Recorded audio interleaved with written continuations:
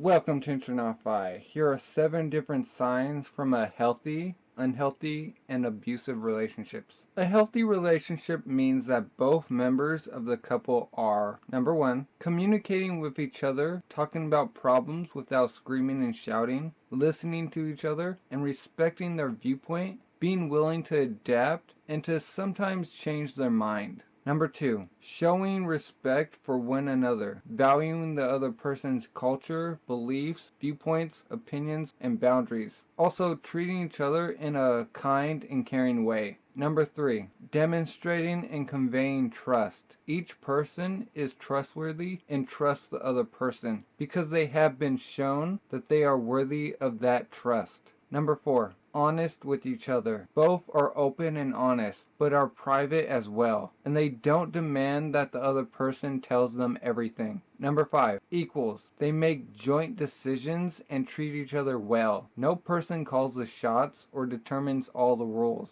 Number 6, able to enjoy their own personal space. As well as spending time together, they spend time on their own. They respect the fact that they're different and they need their own life too. And number 7, decisions about the relationship are discussed and are consensual. They discuss the relationship together. There's no one individual that sets the rules and standards here. Now, signs of an unhealthy relationship. An unhealthy relationship develops where one or both of the partners is, number 1, failing to communicate. Problems are ignored or not talked about at all. One or both don't really listen, and they rarely compromise. Number 2, acting in ways that are disrespectful. One or both are inconsiderate towards the other person, and they don't behave in ways that send a message that they care. Number 3, refusing to trust the other person. One or both is suspicious of their partner's loyalty, hence they make false accusations or won't believe the truth.